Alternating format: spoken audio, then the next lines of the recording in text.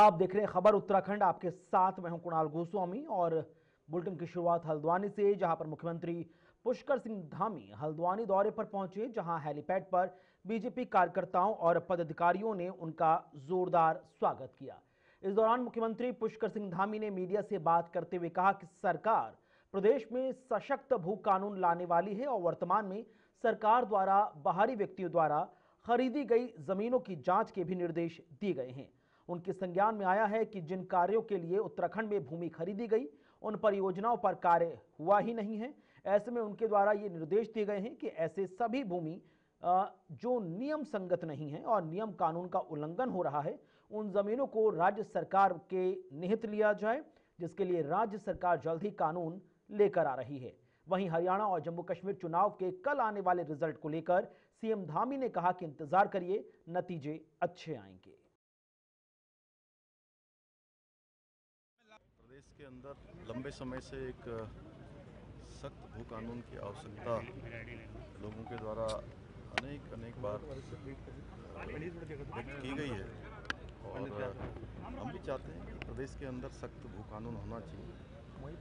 और जिन लोगों ने अभी तक जो भू कानून लागू है, जो प्रावधान किए गए हैं भूमि खरीद फरोख्त के, उन प्रावधानों का भी जिन्होंने उल्लंघन किया है या उनका पालन नहीं किया है, जिस प्रयोजन से जो भूमि खरीदी गई है उस प्रयोजन में उसका उपयोग नहीं हुआ है, ऐसी सभी प्रकार की भूमियां अभी तत्काल ही जो है उस पर जांच के आदेश कर दिए गए हैं और निकट भविष्य में हम सख्त भू कानून लेकर आएंगे। आगामी विधानसभा सत्र जो हमारा बजट का होगा, तब तक हम सारी बातचीत भी कर रहे हैं और हमारी मुख्य सचिव वो सभी स्टेक होल्डरों से, सब लोगों से बात करके उसका प्रारूप तैयार करेंगे और एक सख्त भू कानून लाएंगे। उत्तराखंड राज्य के हित में जो भी कानून जरूरी होगा उसको हम अमल में लाएंगे। सर, हरियाणा और जम्मू कश्मीर में कल रिजल्ट आने वाला है। आपने दोनों जगह जाके प्रचार किया, लेकिन एग्जिट पोल भाजपा को कहीं ना कहीं पीछे दिखा रहे, कांग्रेस की सरकार बनती हुई नजर आ रही है। आपको किस तरह का अनुमान है? कल नतीजे आएंगे। इधर मुख्यमंत्री उत्तराखंड के ड्रग्स फ्री देवभूमि 2025 के विजन को साकार करने के लिए वरिष्ठ पुलिस अधीक्षक देहरादून के निर्देश में दून पुलिस द्वारा लगातार नशा तस्करों के विरुद्ध प्रभावी कार्रवाई की जा रही है। इसी दौरान मुखबिर के माध्यम से पुलिस को सूचना प्राप्त हुई कि कोबरा गैंग का मुख्य पैडलर दिल्ली से कोकीन की सप्लाई करने देहरादून आया है, जिस पर पुलिस टीम द्वारा चेकिंग के दौरान Kuthal gate barrier old Mussoorie road के पास से एक विदेशी नागरिक नैसर जरान अहमद को 68 ग्राम अवैध कोकीन के साथ गिरफ्तार किया गया। अभियुक्त के विरुद्ध थाना राजपुर पर एनडीपीएस एक्ट की धारा 8/21 के अंतर्गत अभियोग रजिस्टर्ड हुआ है। पूर्व में राजपुर पुलिस द्वारा कोबरा गैंग के 3 विदेशी पैडलरों सहित कई अन्य नशा तस्करों को भी भारी मात्रा में मादक पदार्थों के साथ गिरफ्तार कर जेल भेजा गया। एसएसपी अजय सिंह ने कहा कि पकड़ा गया अभियुक्त कोबरा गैंग का सक्रिय मेंबर है और मूल रूप से तंजानिया का रहने वाला है। माननीय मुख्यमंत्री जी का ड्रग्स फ्री देवभूमि 2025 का अभियान है, जिसमें खासकर फोकस अब इस बात का है कि जो बड़े बड़े ड्रग डीलर्स हैं या पेडलर्स हैं उन पर ज़्यादा फोकस किया जाए। क्योंकि अभी तक जो हम देखते थे कि छोटी छोटी क्वांटिटी में भी लोग पकड़े जाते हैं यूज़र, और बाद में जो है वो पेडलिंग का काम करते हैं। और इसमें इसी तरह का एक गैंग जो ट्रेस हुआ था वो कोबरा गैंग के नाम से था, जिसमें अभी तक 7 लोग की गिरफ्तारी हो चुकी है। इसमें 3 जो हमारे फॉरेन नेशनल पहले युगांडा, कीनिया और तंजानिया के गिरफ्तार हुए थे, जिनसे भी हमें कोकीन वगैरह मिली थी।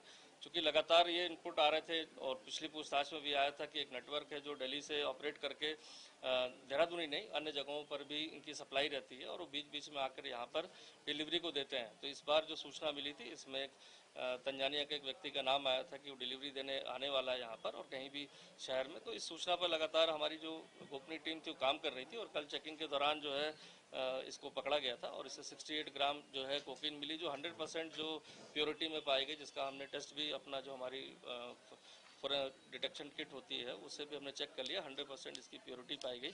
और साथ ही साथ इससे पूछताछ में भी पता चला, इसमें व्यक्ति का नाम भी खुला है जो फॉरेन नेशनल है, जिसके माध्यम से ही यहाँ पर वो डिलीवरी देने आया था। जैसे पूर्व में 3 लोग आए थे यहाँ पर, इसमें 2 युगांडा और कीनिया की लेडी थी और एक तंजानिया का व्यक्ति था। तो उसी चैनल से कहीं ना कहीं ये घूम फिर कर जुड़े हुए थे और जब लास्ट 3 लोग पकड़े गए तो इस बार ये डिलीवरी का पॉइंट था कि इस बार ये आने वाला था। जिस स्थान पर ये रुका हुआ था वहाँ पर भी हमने वहाँ के मकान मालिक और अन्य लोगों को अभी पूछताछ के लिए हिरासत में लिया है कि किस संपर्क के माध्यम से रुका था या किसके माध्यम से उसको कमरा दिलाया गया था कुछ दिनों के लिए। तो ये चीज़ें अभी इन्वेस्टिगेशन में है, चूँकि अभी ये मामला भी जस्ट का बहुत ज़्यादा समय नहीं हुआ है, लेकिन जिस तरह से ये नेटवर्क यहाँ पर पनपने की कोशिश कर रही थी, खासकर देखा जाए नई तरह की ड्रग जो कोकीन हो या LSD हो, इस पर पुलिस लगातार नज़र रखे हुए है। और इसमें एक बड़ी रिकवरी इसलिए है कि सेंस में कि नेटवर्क जो यहाँ डेवलप होता, जैसे 3 फॉरेन नेशनल, चौथा पकड़ा गया, और मुझे लगता है कि जो इस गैंग का जो टारगेट था यहाँ पर, उसमें जिस तरह से लोग पकड़े जा रहे हैं, तो कहीं ना कहीं आगे जो हमारी सूचना तंत्र है जिसको हम शेयर कर रहे हैं, आगे भी और भी एजेंसी से एनसीबी से भी शेयर कर रहे हैं, तो हो सकता है कि आगे भी जो कनेक्टेड लिंक्स हैं दिल्ली में या अन्य जगह पर, उस पर भी कार्रवाई हो पाए। लेकिन अभी तक जो जानकारी है उसमें इसके द्वारा जो हमें चीज़ें बताई गई हैं वो कहीं ना कहीं एक फॉरेन नेशनल का नाम और आया जिसके माध्यम से वो लेकर आया था। तो टीमें लगी हैं उसमें, देखते हैं उसमें आगे और कितना हमें टाइम लगता है, लेकिन फोकस पूरा है कि इस गैंग को पूरी तरह से पकड़ना है। जो इस तरह की सप्लाई जो फॉरेन नेशनल जो यहाँ पर किसी न किसी tourist visa, study visa, medical visa के नाम पर आके और इस तरह की एक्टिविटी में लगे हैं, तो इन्फॉर्मेशन शेयरिंग सभी डिपार्टमेंट से हमारी हो रही जो कंसर्न इससे डील करते हैं। तो मुझे लगता है आने वाले समय में और कोई डेवलपमेंट होने पर कोई बड़ी रिकवरी। इधर पुलिस ने ऑनलाइन धोखाधड़ी की घटना में शामिल 2 अभियुक्तों को ISBT हरिद्वार बाईपास रोड से गिरफ्तार किया। पूछताछ पर अभियुक्त अमन व ईशान त्यागी द्वारा बताया गया कि उनके द्वारा अलग अलग लोगों को फोन कर लॉटरी व अन्य लुभावने उपहार जीतने का लालच देकर उन्हें SMS भेजा जाता है, और जैसे ही वो उन व्यक्तियों द्वारा SMS में दिए गए लिंक को क्लिक करते हैं, उनके अकाउंट की सारी डिटेल उन्हें मिल जाती है तथा वो उनके अकाउंट से ऑनलाइन ट्रांजैक्शन कर पैसों को अपने एक दिन सहयोगी रोहन निवासी जबलपुर मध्य प्रदेश के अकाउंट में ट्रांसफर कर देते हैं, जिसके बाद उन तीनों के द्वारा इन पैसों को आपस में बांट लिया जाता है। साइबर फ्रॉड का मामला राजपुर में पंजीकृत हुआ था, जिसमें एक एडवोकेट हैं श्री योगेश कुमार जी, इनके साथ एक लिंक भेजकर और लॉटरी जीतने का लिंक भेजा गया था, और उस पर क्लिक करने के बाद इनको बताया था 50 लाख रुपए का ये लॉटरी जीत गए हैं, और उसमें विभिन्न कुछ चार्जेस बताए गए थे। और इसके बाद जब वो फेक लिंक को क्लिक किया गया था तो इनके सारे अकाउंट्स वगैरह को एक तरह से कॉपी कर लिया गया था, जिसके बाद उनके अकाउंट से 20 लाख तत्काल ही निकल गए थे उसमें। इसके बाद जब हमारी टीम ने इस पर वर्क किया था तो इसमें 2 लोग को इसमें अभी मनी ट्रेल में इसमें अरेस्ट किया, जिसका अमन और ईशान नाम है, जो मुजफ्फरनगर और गाजियाबाद के रहने वाले हैं, और इनके द्वारा बताया गया कि वो एक साइबर फ्रॉड के नेटवर्क में काम करते हैं, और इसके आगे भी जो उनके लोग हैं गैंग के, वो उनको ऐसा लिंक बना कर भेजते हैं और वो अपने अकाउंट्स जो फेक अकाउंट्स खुलवाते हैं ये, इसके बाद उस अकाउंट्स के माध्यम से वो जो कॉपी हो जाता है उनका फेक अकाउंट से, उसके बाद पैसे निकाल लेते हैं। क्योंकि इसमें अभी जो ये मुकदमा इससे वादी मिले भी थे तो इसमें लगातार काम चल रहा था। अभी 2 लोग की अरेस्टिंग हुई, लेकिन इसमें जो मेन मास्टरमाइंड है इसका भी नाम आया है, जिसके माध्यम से ये साइबर फ्रॉड किया जाता था। तो अभी वर्तमान में भी 2 लोग की अरेस्ट हुई है, और इसके बाद जो नाम आया है उस पर हमारी पुलिस टीम को रवाना किया गया है उसकी अरेस्ट के लिए।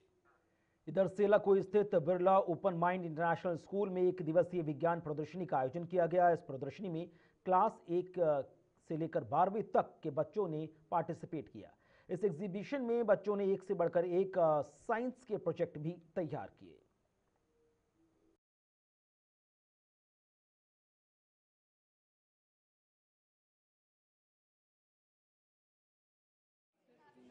क्या नाम है आपका? कौन सी क्लास में है?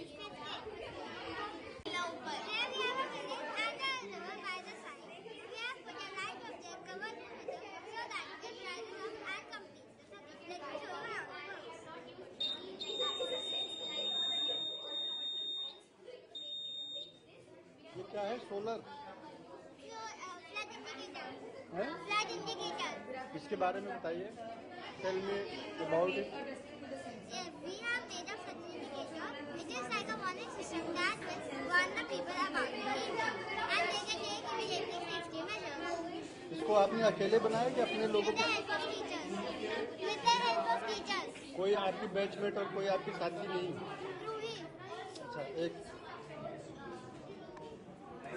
Flood indicator. फ्लड आने पे कैसे इंडिकेट करता है? कैसे?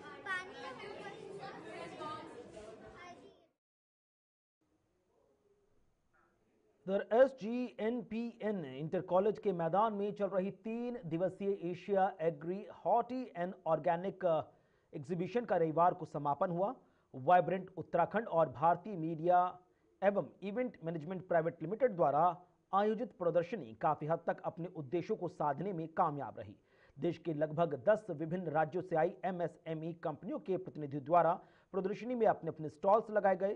प्रदर्शनी के अंतिम दिन और तीसरे दिन समापन के अवसर पर राज्य मंत्री विनय रोहेला मुख्य अतिथि के तौर पर उपस्थित हुए। इस अवसर पर आपदा दर्जाधारी मंत्री विनय रोहेला द्वारा प्रदर्शनी में लगे स्टॉलों पर जा रही उत्पादों के विषय में जानकारी दी गई। साथ ही प्रदर्शनी के सफल आयोजन के लिए आयोजकों को शुभकामनाएं दी। इस दौरान राज्य मंत्री विनय रोहेला ने कहा कि मुख्यमंत्री धामी ने प्रदर्शनी को लेकर अपना एक संदेश भी उनके माध्यम से भेजा है, जिसमें सीएम धामी द्वारा इस तरह की प्रदर्शनियों को लगातार कराए जाने की बात कही गई है। आपको पता होगा कि माननीय मुख्यमंत्री जी के नेतृत्व में पिछले दिनों में इन्वेस्टर समिट हुई थी, इसमें लगभग 3,500 करोड़ रुपए के प्रस्ताव आए थे, जिसमें से 80,000 करोड़ के प्रस्तावों पर काम शुरू हो भी चुका है। उस घटना से एक ऐसा वातावरण बना कि इन्वेस्टर समिट करने के अतिरिक्त इस प्रकार की जो आज ये प्रदर्शनी हुई है उसको एक वातावरण बनना शुरू हुआ। आज की प्रदर्शनी से स्पष्ट है कि जो लोग उद्योगी हैं उनके लिए वातावरण बनता है, उनकी समस्याओं के लिए निराकरण का प्रबंधन बनता है और दूसरी बात है प्रचार प्रसार का साधन बनता है। तो आज के आयोजकों को मैं अपनी बधाई देता हूँ और आपको ये बताना चाह रहा हूँ कि सरकार इस उद्योगों के अंदर इतनी तीव्र गति से प्रयास कर रही है कि आज की स्थिति में पिछले 2 सालों में 4.4% की बेरोजगारी कम हुई है। लगभग 22,000 आदमियों को नई नौकरियां सरकार द्वारा दी गई है। मैसेज जाता है उत्तराखंड में। अगर मैं बात करूं यहाँ पे हॉर्टिकल्चर तमिलनाडु में क्या क्या उत्पादित अपने नए लेके आ रहा है, गुजरात हॉर्टिकल्चर, हरियाणा हॉर्टिकल्चर, तो उससे क्या होता है कि अलग अलग राज्यों के जो तकनीक है हम उससे समन्वय बनता है। अपने प्रदेश में उत्तराखंड में अगर यहाँ पे दूसरे राज्यों से चलती तकनीक आ रही है तो वो एक समन्वय बनता है और वो ग्राउंड पे जाके उस पर काम होता है और जिसका फ़ायदा आम जनता को मिलता है। तो मुझे ऐसा लगता है कि उसका बहुत बड़ा फ़ायदा अपने उत्तराखंड राज्य को मिल रहा है। और इसके साथ साथ इसमें जो सब मैं धन्यवाद दूँ, मतलब विशेष तौर पे मैं धन्यवाद देना चाहता हूँ लघु उद्योग प्रकोष्ठ के जो प्रदेश संयोजक है, मेरे साथ में बड़े भाई साहब है राहुल जी, उनका बहुत बड़ा योगदान इस पूरे कार्यक्रम को सफल कराने में रहा है। उसके लिए हम बार बार उनको धन्यवाद देते हैं। प्रभारी दुष्यंत कुमार गौतम ने मसूरी पहुंचकर सदस्यता अभियान के तहत बीजेपी कार्यकर्ताओं के साथ बैठक की और अधिक से अधिक संख्या में सदस्यता अभियान में आम लोगों को शामिल करने का आह्वान किया। उन्होंने बीजेपी कार्यकर्ताओं के साथ बैठक में विभिन्न बिंदुओं पर चर्चा की और कार्यकर्ताओं में नया जोश भरने के साथ ही बीजेपी की रीति नीति को जन जन तक पहुंचाने का आह्वान किया। एक होटल के सभागार में आयोजित कार्यक्रम में उत्तराखंड प्रदेश प्रभारी दुष्यंत कुमार गौतम ने कहा कि पूरे देश में सदस्यता अभियान चल रहा है और बड़ी संख्या में लोग बीजेपी में शामिल हो रहे हैं। पत्रकारों से बात करते हुए प्रदेश प्रभारी ने कहा कि बीजेपी का संगठन हर 6 साल बाद सदस्यता अभियान चलाता है। उन्होंने कहा कि जम्मू कश्मीर और हरियाणा में बीजेपी की सरकार बननी तय है।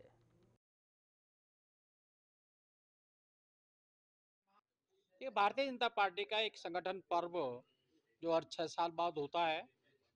सदस्यता अभियान की एक प्रणाली चल रही है, उसके बाद सक्रिय सदस्य बनेंगे, उसके बाद में संगठन का निर्माण होगा। उसके तहत मुझे पूरा क्षेत्रों में जाने का मौका मिल रहा है। तो हम एक ही काम कर रहे हैं आज के बैठक, सक्रिय सदस्य किस प्रकार से सदस्यता को आगे बढ़ाया जाए। लेकिन बड़ी खुशी हो रही है कि हम मंसूरी के अंदर हैं और जो आधा भाग की यहाँ पे बैठक ली गई है उसमें बहुत अनुकूलता है और हम सदस्य बनाने के बाद भारतीय जनता पार्टी के सिपाही बनाते हैं और देश के निर्माण में उसको आगे लगाने का काम करते हैं। आज मसूरी के अंदर काफ़ी संख्या में माताएं, बहनें और बड़े लोग उपस्थित हुए और जिन्होंने संकल्प लिया है कि हम भारतीय जनता पार्टी के सदस्य बनाकर और आने वाले के समय के अंदर जो देश की जितनी भी चुनौतियाँ हैं, जो देश को बांटना चाहते हैं, जाति के नाम पर बांटना चाहते हैं, धर्म के नाम पर बांटना चाहते हैं, भाषा के नाम पर बांटना चाहते हैं, जो टुकड़े टुकड़े गैंग के सरगना है, सीमाओं को असुरक्षित करने का काम करते हैं, आतंकवादियों को बिरयानी खिलाने वाले लोग, ऐसे अनेक लोगों का पर्दाफाश करने के लिए हमारी सेना ये तैयार हो रही है। और आने वाले समय के अंदर जो प्रधानमंत्री का संकल्प है, एक ये दशक उत्तराखंड का होगा और एक विकसित भारत के साथ में विकसित उत्तराखंड देना, उस ओर हम लगातार बढ़ रहे हैं। 2047 का उनका संकल्प विकसित भारत देना और उस विकसित भारत के अंदर अनेक समस्याओं के निदान के लिए कार्यकर्ताओं की आवश्यकता है और कार्यकर्ताओं के निर्माण के लिए, कार्यकर्ता बनाने के लिए हम सदस्यता अभियान चला रहे हैं। इधर उत्तराखंड जनपद देहरादून के जनजातीय क्षेत्र जौनसार बाबर चक्राता विधानसभा देवभूमि लाखा मंडल में पांडव कालीन लक्षागृह बॉलीवुड के निर्माता निर्देशक जयप्रकाश दर्शन करने पहुंचे। उन्होंने पांडव कालीन गुफा के दर्शन किए और अपनी आगामी डॉक्यूमेंट्री शूट करने के लिए लोकेशन देखी। वहीं मंदिर के पुजारी द्वारा लाखा मंडल के लक्षागृह और पांडव कालीन गुफा व पांडवों के द्वारा बनाए गए मंदिरों के बारे में पूर्ण जानकारी देने वो वहां भक्तों को देते नजर आए। आइए जानते हैं क्या कुछ कहना है मंदिर के पुजारी और बॉलीवुड मुंबई के डायरेक्टर जयप्रकाश का। दिन से ढूंढ रहे हैं, बराबर ढूंढ रहे हैं और बहुत अच्छी अच्छी लोकेशंस मिली है। मेरा दिल खुश हो गया है कि मैं तो अभी सोचा था कि एक फिल्म बनाने के लिए, लेकिन इसमें तो दिमाग में आ रहा कि बहुत सारी चीज़ें जो कि अभी किसी ने छुआ नहीं है और आप लोग के सहयोग से मैं ये फिल्म तो कर ही रहा हूँ। आज मेरा लास्ट डे है यहाँ पे और अद्भुत चीज़ें देखी है जो कि मैंने कभी किताबों में थोड़ा बहुत पढ़ा था या लोगों को जिक्र सुना था, लेकिन यहाँ साक्षात देखा लोगों का। और जौनसार में जितने लोग हैं इतने मेहमान नवाजी हैं लोग, और कैन इमेजिन कि मतलब हम जैसे स्वर्ग में आ गए हों। ऐसी जगह को कोई एक्सप्लोर नहीं किया आज तक। मैं अपने जो बॉम्बे में और लोग हैं मैं उनसे बताऊंगा कि आप जाओ, शूटिंग करो वहाँ पे लोगों को और एक्सप्लोर करो, अच्छे अच्छे लोकेशंस पे जाओ। और मेरे जो लाइन प्रोड्यूसर हैं मजीठिया जी, पंजाब कुमार मजीठिया जी, वो निरंतर सहयोग कर रहे हैं। तरह तरह की लोकेशन दिखा रहे हैं, तरह तरह के लोगों से मिलवा रहे हैं, तरह तरह के लोग से अट्रैक्शन मुझे बढ़ रहा है और कि मैं एक दो दिन और रुक जाऊँ ये मन कर रहा, बट मेरी भी मजबूरी है। मैं 2-3 दिन के लिए आया था और उसके बाद लगातार वरिष्ठ पत्रकार अनिल दुबे जी, उनका सहयोग तो मतलब अमेजिंग रहा है। बड़े भाई की तरीके से एकदम साथ में लगे रहे। बीच बीच उन्होंने अपनी न्यूज़ भी कवरेज हमको दिया, मीडिया से भी बहुत सहयोग मिला और लोगों से निरंतर मिलवाते रहे। जयप्रकाश जी, आपने के मंदिर गया और बशीर जो बड़े भाई उनके हैं, मैं जब ये वाले भाई के पास गया, मैं एकदम शरीर जैसे मेरी एकदम हल्की हो गई। मुझे लग रहा कि कोई मेरे अंदर जैसे प्रवेश करके बहुत अच्छा लग रहा था। ये हरे कलर का शिवलिंग है, ये द्वापर युग का है, कृष्ण जी के टाइम का। यहाँ पे 33 कोटि देवी देवता है, 1.25 लाख शिवलिंग की यहाँ पे स्थापना है। 4 युग के यहाँ पे शिवलिंग है। मन की इच्छा पूरी होती है, जन्म जन्म के पाप सारे खंडित होते हैं। आप लोगों की यात्रा 4 धाम की और आपकी यात्रा इस भोले बाबा के दरबार से सफल होती है। यहाँ पे 15 अप्रैल को एक विशाल मेला लगता है। वो मेला पूरे हिंदुस्तान भारत का देश का पहला मेला इस स्थान पे लगेगा।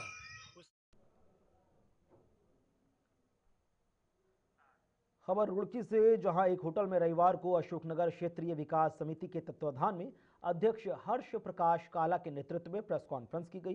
प्रेस कॉन्फ्रेंस में हर्ष प्रकाश काला ने कहा कि रुड़की के ढंडेर नगर पंचायत परिसीमन के बाद 11 वार्ड बना दिए गए, जबकि पहले 15 वार्ड हुआ करते थे।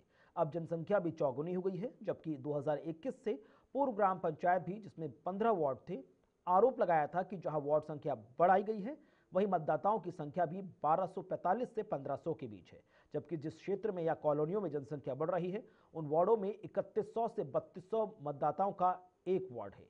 ये अन्याय है। मांग रखी गई है कि जनसंख्या के आधार पर अब नए वार्ड्स बनाए जाएं। ये प्रयास हुआ था ढंडेरा नगर पंचायत में जो परिसीमन हुआ है वह बहुत गलत तरीके से किया गया। उसके संबंध में प्रेस वार्ता आयोजित की गई। हमारी मांग है कि जो ढंडेरा नगर पंचायत में जब तक ये ग्राम पंचायत 15 वार्ड थे 2015 तक जो है, और जो नगर पंचायत 2021 में नगर पंचायत बनने के बाद इसमें 11 वार्ड कर दिए, जबकि जनसंख्या 2011 में जो जनसंख्या आधार पर परिसीमन इसमें जो है चौगुनी जनसंख्या बढ़ गई है। जब 2000 में यहाँ 15 वार्ड तो 2024 में 24 वर्ष बाद भी वार्डों को 4 वार्डों को कम करके 11 क्यों किए गए? एक बात। दूसरी बात है कि अगर वार्ड बनाए तो उन वार्डों में क्षेत्रफल में बहुत विषमता है। कोई वार्ड 500 मीटर में, कोई वार्ड 5 किलोमीटर में है।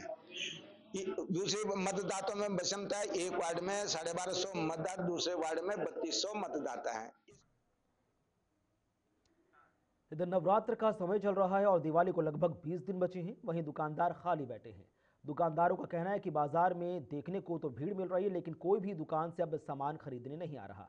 इसके कारण उन्होंने ये बताया कि अब ऑनलाइन परचेजिंग का समय चल रहा है और सभी लोग ऑनलाइन सामान खरीद रहे हैं, जिस कारण दुकानदार दुकान खोले बैठे हैं, लेकिन ग्राहक दुकान पर नजर नहीं आते।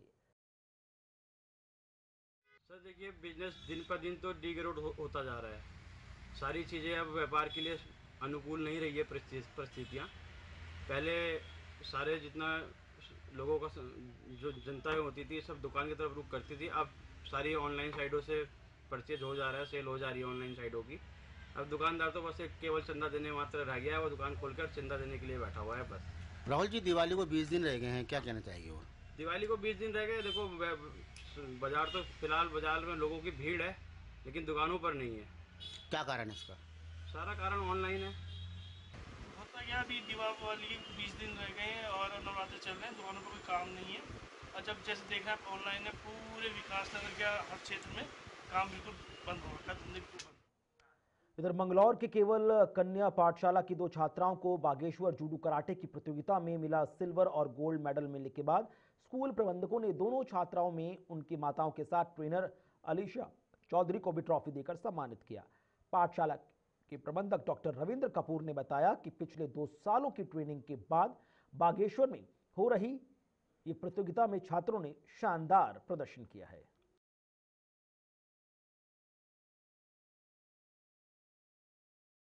ऐसा है, हमने कोई गिफ्ट नहीं दिया है। हमने उनकी हौसला अफजाई के लिए थोड़ा सा ये प्रयास किया है कि बच्चों के बीच में वो उनको डेस्क पर बुलाया जाए और उनको सम्मानित किया जाए, जिससे कि बच्चों में भी एक ऐसी प्रेरणा पैदा हो कि हम भी ऐसा क्यों ना करें और बच्चे भी इस तरफ आगे बढ़ें। और देखिए, संस्था में पढ़ाई अपनी जगह है, एक्स्ट्रा एक्टिविटीज़ भी होना बहुत ज़रूरी है। हमारी संस्था अब जो हमने पेड़ लगाया था, अब उसने फल देना शुरू किया है। हमने इसे पूरे प्रदेश में लागू करने की कोशिश। सर, कितनी लड़कियों को? यहाँ पर करीब हम 200-250 बच्चों को देते हैं और उसका निःशुल्क प्रशिक्षण सेलेक्ट हुई, जिसमें से दोनों लड़की आपके केवल कन्या पाठशाला इंटर कॉलेज से हैं। एक गोल्ड मेडल लेके आई है, एक सिल्वर से हैं, डॉक्टर साहब के स्कूल से हैं। और सबसे बड़ी बात जो डॉक्टर साहब ने अभी बताई कि ये सिर्फ एक शुरुआत है। अभी हम और बच्चों को इसके पीछे उनके प्रयासों बनाने की कोशिश कर रहे हैं कि वो इसको टारगेट करके आगे बढ़ें। और जो सरकार का कार्यक्रम है, जैसे कि आपने बताया कि बेटी पढ़ाओ बेटी बचाओ, तो उसकी दिशा में एक महत्वपूर्ण कदम है। उससे उससे और आगे लाइन जाके जो डॉक्टर साहब ने अभी बताई, मुझे पता नहीं था। बागेश्वर जिले में थी इंडोर स्टेडियम में, जिसमें 9 जनपद के बच्चे आ रखे थे। और ये अब बच्ची जिसका गोल्ड मेडल आया है वो नेशनल स्तर, राष्ट्रीय स्तर पर अपने स्कूल को रिप्रेजेंट करेगी और हमारे स्कूल का गौरव करेगी। और इसी के साथ इस वक्त के बुलेटिन में इतना ही। नमस्कार।